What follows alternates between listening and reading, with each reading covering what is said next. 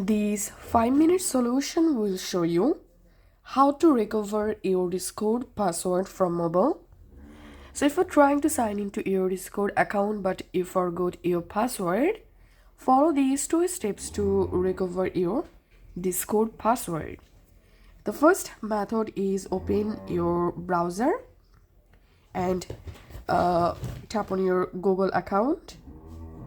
Again, tap on your email account. Now tap on manage your Google account. Here you have to select security. Now scroll down and tap on password manager.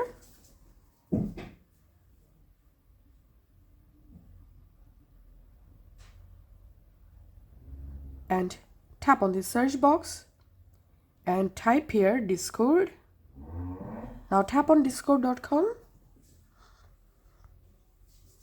And now you have to verify your Google account. And that's it. Here you will get your Discord password.